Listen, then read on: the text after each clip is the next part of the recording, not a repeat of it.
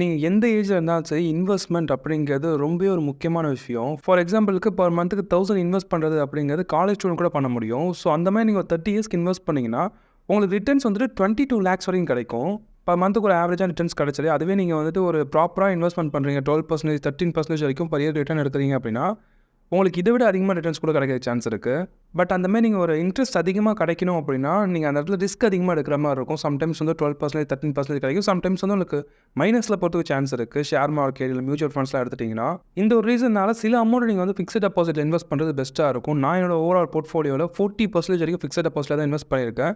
அதுக்கு ரீசன் என்னன்னா, ஒரு கான்ஸ்டன்டான ரிட்டர்ன் அப்படிங்கிறது எனக்கு வந்துட்டே இருக்கணும். அந்த ரிட்டர்ன் வச்சு நான் ஃபியூச்சர் பிளான்ஸ் வந்து கரெக்டாக பண்ணிப்பேன். அந்த ஒரு ரீசன் தான் நான் வந்துட்டு ஒரு மேஜர் ஆஃப் த போர்ட்ஃபோலியோ நான் வந்து ஃபிக்ஸட் டெபாசிட் வச்சிருக்கேன். மீதி தான் வந்து நான் ஷேர்ஸ், மியூச்சுவல் ஃபண்ட்ஸ், அப்புறம் வந்துட்டு பாண்ட்ஸ் இதெல்லாம் இன்வெஸ்ட் பண்ணுறது. ஃபியூ மந்த்ஸ் முன்னாடி நான் வீடியோ போஸ்ட் பண்ணியிருந்தேன். லைக் வந்து நான் ஷேர் மார்க்கெட்டில் எப்படி இன்வெஸ்ட் பண்ணுறேன், எந்த ஸ்டாக்கில் இன்வெஸ்ட் பண்ணுறேன், எந்த ஒரு ரீசனால ஒரு ஸ்டாக்கை நான் பிக் பண்ணுறேன் அப்படின்னு சொல்லி வீடியோ போஸ்ட் பண்ணியிருந்தேன். அந்த இன்வெஸ்ட்மெண்ட் ஆக்சுவலாக பார்த்தீங்கன்னா ஒரு 1 லேக் வந்து நான் REC LTD அப்படிங்கிற ஒரு ஸ்டாக்ல வந்து இன்வெஸ்ட் பண்ணியிருந்தேன். அது நான் இன்வெஸ்ட் பண்ணும்போது அந்த ரேட்டை விட டபுள் டைம் ஹையர் ப்ரைஸில் இப்போ சேல் ஆகிட்டு இருக்கு. இப்போதைக்கு எனக்கு ஒரு பெஸ்ட்டான ரிட்டர்ன் அப்படிங்கிறத கொடுத்துச்சு. பட் நான் இப்போ அதை செல் பண்ணிட்டேன். ஒரு குறிப்பிட்ட பார்ட் மட்டும் தான் நான் வச்சிருக்கேன். அது நான் வந்துட்டு எதனால எந்த ஒரு ரிட்டர்ன்ஸ் வந்துச்சு அப்படின்னா சேல் பண்ணுவேன் அப்படிங்கிறதையும் அந்த வீடியோ நான் எக்ஸ்பிளைன் பண்ணியிருந்தேன். அந்த வீடியோ நீங்கள் பார்க்கலாம். அந்த வீடியோ லிங்க் கூட டிஸ்கிரிப்ஷனில் போய் செக் பண்ணி பாருங்கள். அந்த அளவுக்கு ரிட்டர்ன்ஸ் வந்து எல்லா ஸ்டாக்குமே கொடுக்குமான்னு கேட்டிங்கன்னா கொடுக்காது. பட் குறிப்பிட்ட ரேஞ்ச் வரைக்கும் சில ஸ்டாக்ஸ் அப்படிங்கிறது கொடுக்கும். பட் அந்த ரேஞ்சை அட்டைன் பண்ணுறதுக்கு டைம் அப்படிங்கிறது நான் டிஃபைன் பண்ண முடியாது. அது 1 மந்த்தில் அட்டைன் ஆகலாம், இல்லை 6 மந்த்ஸில் அட்டைன் ஆகலாம். அதனால் நான் சொன்ன மாதிரி மேஜர் ஆஃப் த அமௌண்ட் வந்து ஃபிக்ஸட் டெபாசிட்டில் போட்டு வச்சிருப்பேன். அந்த இன்வெஸ்ட்மெண்ட்டில் வரக்கூடிய ரிட்டர்ன் வந்து ஷேர் மார்க்கெட்டில் எக்ஸ்பெக்ட் பண்ணுற ரிட்டர்னோட கம்மியாக இருந்தாலுமே எனக்கு ஒரு கான்ஸ்டன்ட் அவுட்கம் அப்படிங்கிறது வந்துட்டு இருக்கும். ஸோ அதனோட வெல்த் இன்க்ரீஸ் பண்ணுறதுக்கு ஒரு கான்ஸ்டன்ட் ஸ்டேபிளான ஒரு இன்கமாக இருந்துட்டு இருக்கும். ஸோ அந்த மாதிரி நான் FDயில் இன்வெஸ்ட் பண்ணும்போது நான் என்ன மாதிரி FDயில் வந்து இன்வெஸ்ட் பண்ணுறேன். அண்ட் FDலேயே வந்து நிறைய விஷயங்கள் இருக்குது. நம்ம வந்துட்டு FD ஒரு லாங் டேர்மாக மட்டும் தான் நம்ம போடணும் அப்படிங்கிறது அவசியம் இல்லை. ஷார்ட் டேர்மில் கூட போடலாம். ஸோ நான் எந்த ஒரு பர்பஸ்க்காக FDயை யூஸ் பண்ணிகிட்டு இருக்கேன், எந்த மாதிரி FDயில் வந்து இன்வெஸ்ட் பண்ணிகிட்டு இருக்கேன், அண்ட் என்னுடைய கோல் என்ன அப்படிங்கிறத பற்றி, இந்த FD பேஸ் பண்ணி என்னுடைய கோல் என்ன அப்படிங்கிறத பற்றி இந்த வீடியோ எக்ஸ்பிளைன் பண்ணுறேன். So without wasting time let's get into the video. This is Abin. Welcome to my channel. So why I invest in FD? நான் 2 ரீசனுக்காக மெயினாக வந்து FDயில் இன்வெஸ்ட் பண்ணுவேன். ஃபஸ்ட் ரீசன் வந்துட்டு கேஷ் ஃப்ளோக்காக. ஸோ நம்மளுக்கு இப்போது திடீர்னு அமௌண்ட் தேவை அப்படின்னா, நான் இன்வெஸ்ட் பண்ணியிருக்க FDஸில் வந்துட்டு நான் எப்போ அமௌண்ட் வேணுமோ அதை அப்படியே எடுத்துக்கலாம்.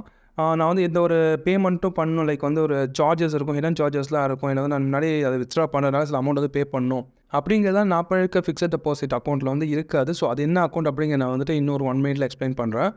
பட் நான் இந்த இடத்துல வந்துட்டு இன்வெஸ்ட் பண்ணுறதுக்கு ஃபஸ்ட் ரீசன் என்னன்னு பார்த்தீங்கன்னா, ஒரு கேஷ் ஃப்ளோ இருக்கணும் அப்படிங்கிறதுக்காக தான். ஸோ அண்ட் செகண்ட் ரீசன் பார்த்தீங்கன்னா, இப்போ என்கிட்ட வந்து ஒரு 3 மந்த்ஸ்க்கு ஒரு கேஷ் வந்துருக்கு. லைக் வந்து ஒரு 1 லேக் வந்து என் அக்கௌண்ட்டில் இருக்குது. எனக்கு சேலரி கிரெடிட் ஆகிடுச்சு. அந்த மந்த் எனக்கு வந்து பெரிய எக்ஸ்பென்ஸ் இல்லை. எனக்கு வந்து இப்போதைக்கு இன்வெஸ்ட் பண்ணுறதுக்கு எந்த ஒரு ஸ்டாக்குமே செட் ஆகலை. ஸோ அந்த மணி வந்து பேங்க்கில் மட்டுமே இருந்துச்சு அப்படின்னா, ஆவரேஜாக ஒரு 3% தான் எனக்கு ரிட்டர்ன்ஸ் வந்து பர் இயர்க்கு வந்துட்டுருக்கும். அதை நான் ஃபிக்ஸட் டெபாசிட்டில் போட்டேன் அப்படின்னா எனக்கு வந்து 7% வரைக்கும் ரிட்டர்ன்ஸ் வரதுக்கு சான்ஸ் இருக்குது. இந்த 2 ரீசனால் தான் நான் மெயினாக வந்துட்டு ஃபிக்ஸட் டெபாசிட்டில் ஒரு அமௌண்ட் வந்து எப்போவுமே போட்டுகிட்டே இருப்பேன்.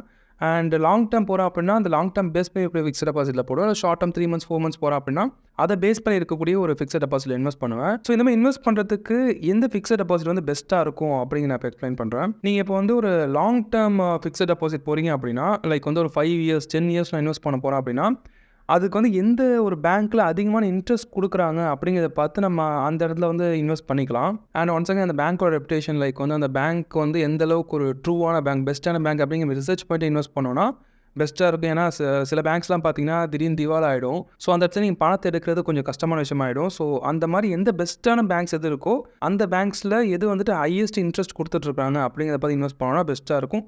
அந்த மாதிரி நான் இன்வெஸ்ட் பண்ணுவேன். பட் இந்த ஷார்ட் டேர்ம் பார்த்தீங்கன்னா கோட்டாக் ஆக்டிவ் மணி வந்து நீங்கள் யூஸ் பண்ணிக்கலாம். ஸோ இந்த கோட்டாக் பேங்க்குடைய ஆக்டிவ் மணி ஃபெசிலிட்டியில் பார்த்தீங்கன்னா உங்களுக்கு வந்து ஒரு 7% வரைக்கும் ரிட்டர்ன்ஸ் கொடுத்துட்ருப்பாங்க. நீங்கள் 3 மந்த்ஸ் இன்வெஸ்ட் பண்ணுறீங்க, 7 டேஸ்க்கு அபோவ் இன்வெஸ்ட் பண்ணுறீங்க அப்படின்னாலே உங்களுக்கு வந்துட்டு 7% வந்துட்டு ரிட்டர்ன்ஸ் பெர் ஆனம் கிடைக்கும். ஸோ இது எப்படி ஒர்க் ஆகுன்னு பார்த்தீங்கன்னா, பேசிக்காக நீங்கள் ஒரு பேங்க்கில் வந்துட்டு ஒரு 1 லேக் வச்சுருக்கீங்க அப்படின்னா, அந்த 1 லேக்ல த்ரெஷ்ஹோல்ட் லிமிட் வந்து நீங்கள் செட் பண்ணிடலாம். லைக் வந்து 25,000 வரைக்கும் எனக்கு வந்து லிக்விடாக தேவைப்படும். மீதி இருக்க பேலன்ஸ் அமௌண்ட்டை நான் வந்து ஃபிக்ஸட் டெபாசிட் அக்கௌண்ட்டில் நான் வந்து ட்ரான்ஸ்ஃபர் பண்ணிக்கலாம் அப்படின்னு சொல்லிட்டு ஒரு மைண்ட் செட்டில் இருந்தீங்கன்னா, அந்த த்ரெஷ்ஹோல்ட் லிமிட்டை வந்து நீங்கள் செட் பண்ணிக்கலாம். எனக்கு வந்து 25,000 மட்டும் இருந்துச்சு அப்படின்னா, அது அப்படியே என் பேங்க்கில் இருக்கட்டும், நான் யூஸ் பண்ணிக்கிறேன். மீதி இருக்க அமௌண்ட் வந்து எவ்வளோ ஆட் ஆகிட்டு இருந்தாலுமே அது ஆட்டோமேட்டிக்காக என்னுடைய ஆக்டிவ் மணி அக்கௌண்ட்டுக்கு போயிடணும், லைக் வந்து ஃபிக்ஸட் டெபாசிட் அக்கௌண்ட்டுக்கு போயிடணும் அப்படின்னு நீங்கள் அந்த இடத்துல செட் பண்ணிக்கலாம். இது ரொம்ப பெஸ்ட்டாக இருக்கும் ஆக்சுவலாக. நான் இப்போது ஒரு சேலரி வருது அப்படின்னா நான் வந்து 25,000 மட்டும் தான் யூஸ் பண்ணுவேன். எனக்கு வந்து 25,000க்கு இந்த மந்த்துக்கு ஒரு எக்ஸ்பென்ஸ் இருக்குது அப்படின்னா, அது என் அக்கௌண்ட்டில் தான் இருக்கும். நான் எப்போ வேணாலுமே எடுத்துக்கலாம். லைக் விச் மீன்ஸ் லைக் ஒரு 7 டேஸ்க்கு அப்புறம் நான் எப்போ வேணாலுமே எடுத்துக்கலாம். அதுக்கு எனக்கு எந்த சார்ஜஸுமே கொடுக்க வேணாம். ஆனால் இன்ட்ரெஸ்ட் பார்த்தீங்கன்னா, ஒரு நார்மல் சேவிங்ஸ் அக்கௌண்ட்டில் இருந்துச்சுன்னா 3% கிடைக்கும். பட் இந்த ஆக்டிவ் மனியில் எனக்கு 7% வரைக்கும் கிடைக்க போகிறேன் நமக்கு. Sounds cool right? ஸோ நான் இன்னும் கொஞ்சம் தெளிவாக எக்ஸ்பிளைன் பண்ணுறேன். ஸோ உங்களுடைய கோட்டாக் சேவிங்ஸ் அக்கௌண்ட்டில் ஆக்டிவ் மணி ஃபெசிலிட்டி வந்து நீங்கள் அவைல் பண்ணியிருந்தீங்க அப்படின்னா, அதில் நீங்கள் வந்து த்ரெஷ்ஹோல்ட் லிமிட் வந்து செட் பண்ணிக்கலாம். லைக் இப்போ 30,000 என்னோட அக்கௌண்ட்டில் வச்சிருக்கேன் அப்படிங்கும்போது, அந்த 5,000 அப்படியே வந்துட்டு 180 டேஸ் எஃப்டிக்கு வந்துட்டு போயிடும்.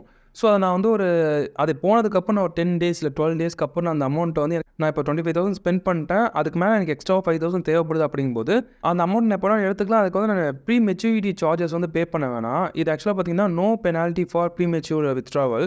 அந்த மாதிரி ஒரு ஃபெசிலிட்டி இருக்கக்கூடிய ஒரு ஆப்ஷன் தான் வந்து இந்த கோட்டாக்குடைய ஆக்டிவ் மணி அப்படிங்கிறது. ஸோ இன்கேஸ் வந்து நான் இப்போ ஒரு 25,000 த்ரெஷ்ஹோல்ட் லிமிட் வச்சிருக்கேன். அண்ட் எக்ஸ்ட்ரா என்கிட்ட ஒரு 30,000 இருக்குது அப்படின்னா, எவ்ரி 5,000க்கு ஒரு 180 டேஸ் எஃப்டி வந்து கிரியேட் ஆகிட்டே இருக்கும். இப்போ நான் வந்து மந்த் ஃபஸ்ட்டில் வந்துட்டு ஒரு 25,000 வச்சுருக்கேன். அது என்னோட த்ரெஷ்ஹோல்ட் லிமிட்டாக இருக்குது. அதுக்கப்புறம் நான் 10,000 ஆட் பண்ணுறேன் அப்படின்னா, அந்த 10,000 அப்படிங்கிறது 5,000 into 2 அந்த மாதிரி ஒரு 180 டேஸ் எஃப்டியாக கிரியேட் பண்ணி ஆட்டோமேட்டிக்காக ஆக்டிவ் மணியோட ஃபெசிலிட்டிக்கு போயிடும். அந்த எக்ஸ்ட்ராவாக இருக்கக்கூடிய அமௌண்ட்டுக்கு எனக்கு வந்து 7% இன்ட்ரெஸ்ட் வந்து வந்துட்டு இருக்கும் பர் ஆனம்க்கு. ஸோ என்கிட்ட வந்து இனிஷியலாக 25,000 இருந்துச்சு. அதுக்கப்புறம் நான் 30,000 ஆட் பண்ணியிருக்கேன். ஸோ 55,000 வந்து என் அக்கௌண்ட்டில் இருக்கும். இன்கேஸ் நான் வந்து ஒரு மொபைல் வாங்கணும், இல்லை வந்துட்டு ஒரு இஎம்ஐ சடனாக பே பண்ணணும், அது வந்து ஒரு 50,000 இஎம்ஐ அப்படின்னா, நான் அந்த அக்கௌண்ட்லேருந்து மொத்தமாக 50,000 எடுத்துக்கலாம். அந்த இன்வெஸ்ட் பண்ணியிருக்க 30,000ல் 25,000 அப்படியே பிரேக் ஆகி வந்துடும். அதுக்கு நான் முன்னாடி சொன்ன மாதிரியே வந்துட்டு அந்த ப்ரீ மெச்சூர் பெனால்ட்டி எதுவுமே நான் பே பண்ண வேணாம். அதை அப்படியே எடுத்து நான் இஎம்ஐ பே பண்ணிக்கலாம். ஸோ இதுதான் மெயினான அட்வான்டேஜ். ஸோ என்கிட்ட வந்துட்டு ஒரு 3 மந்த்ஸ்க்கு நான் முன்னாடி சொன்ன மாதிரியே இந்த மணியை நான் யூஸ் பண்ண மாட்டேன் அப்படின்னா, அது ஒரு நார்மல் சேவிங்ஸ் அக்கௌண்ட்டில் வச்சிருக்கிறதுக்கு பதிலாக இதேமாதிரி கோட்டாக் ஆக்டிவ் மணியில் வச்சிருந்தேன்னா, எனக்கு நிறைய அட்வான்டேஜஸ் அப்படிங்கிறது இருக்கும். நிறைய இன்ட்ரெஸ்ட் அமௌண்ட் அப்படிங்கிறது எனக்கு வரும். ஸோ அந்த ரீசன் தான் நான் வந்து ஆக்டிவ் மணி யூஸ் பண்ணுவேன். அண்ட் இதில் நோட் பண்ண வேண்டிய ஒரு முக்கியமான விஷயம் பார்த்தீங்கன்னா, நீங்கள் 7 டேஸ் அபோவ் வந்துட்டு அந்த ஒரு ஃபிக்ஸட் டெபாசிட்டில் நீங்கள் ஆக்டிவ் மணியில் வந்து ஸ்டோர் பண்ணி வச்சுருந்தீங்க அப்படின்னா, அதுக்கு வந்து ப்ரீ மெச்சூர் வித்ட்ராவலுக்கு வந்து உங்களுக்கு பெனால்ட்டி கிடையாது. ஸோ அதை நீங்கள் செக் பண்ணிக்கோங்க. And of course DNC apply.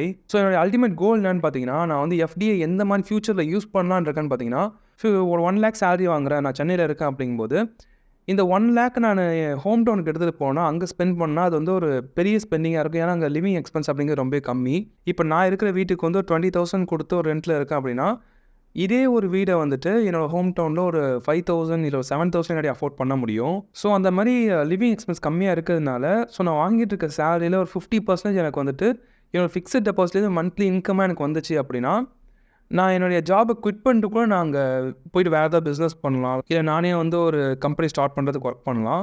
So அந்த மாதிரி ஒரு அவுட்புட்டை கொண்டு வரணும் அப்படிங்கிறதுக்காக தான் மேஜரான போர்ட்ஃபோலியோவில் அதிகமாக இன்வெஸ்ட்மெண்ட்டை வந்து எஃப்டியில் கொடுத்துட்ருக்கேன். அஃப்கோர்ஸ் நான் வந்து ஷேர் மார்க்கெட்டில் ட்ரேடும் பண்ணிட்டுருக்கேன். ட்ரேடும் நான் பண்ணும்போது பார்த்தீங்கன்னா, ஒரு ஷார்ட் டேர்ம் ட்ரேடை பண்ண மாட்டேன். ஒரு ஸ்டாக் வந்து எப்போ ஒரு கம்மியான ப்ரைஸில் கிடைக்கிது அப்படிங்கிறத பார்த்து அந்த இடத்துல வாங்கிட்டு, ஒரு நல்ல ஒரு ப்ரைஸ் போகும்போது நான் வந்துட்டு அதை செல் பண்ணுவேன். ஸோ நான் எந்த ஸ்டாக்கில் இன்வெஸ்ட் பண்ணுறேன் அப்படிங்கிற உங்களுக்கு ஒரு அப்டேட் வேணும்னா கமெண்ட் பண்ணுங்கள். உங்களுக்கு இந்த மாதிரி வீடியோஸில் வந்து இன்ட்ரெஸ்ட் இருந்துச்சு அப்படின்னா, நான் வந்துட்டு எனக்கு தெரிஞ்ச விஷயங்களை ஷேர் பண்ணுறேன். என்னோடய ஐடியாஸை நான் ஷேர் பண்ணுறேன். ஸோ நான் வாங்கின ஸ்டாக் தான் நீங்களும் இன்வெஸ்ட் பண்ணணும் அப்படிங்கிறது கிடையாது. நானும் வந்து ஒரு கம்ப்ளீட் ஃபைனான்ஷியல் அட்வைசர் அப்படிங்கிறதுலாம் கிடையாது. எனக்கு தெரிஞ்ச விஷயங்களை நான் ஷேர் பண்ணுறேன். That's it. So hope you like this video. இந்த வீடியோ வந்து ஏதோ ஒரு விதத்தில் உங்களுக்கு ஹெல்ப்ஃபுல்லாக இருக்கும் அப்படின்னு நினைக்கிறேன். ஹெல்ப்ஃபுல்லாக இருந்துச்சு அப்படின்னா வீடியோ மறக்காமல் லைக் பண்ணுங்கள். அண்ட் அந்த கோட்டாக் ஆக்டிவ் மணி வந்து நீங்கள் அவைல் பண்ணுறதுக்கான லிங்க்கும் நான் டிஸ்கிரிப்ஷனில் கொடுப்பேன். செக் பண்ணி பாருங்கள். ஸோ உங்களுக்கு பிடிச்சிருந்துச்சு அப்படின்னா அதை அப்ளை பண்ணிக்கோங்க, யூஸ் பண்ணிக்கோங்க. ஸோ தேங்க்ஸ் ஃபார் வாட்சிங் this video. See you next video.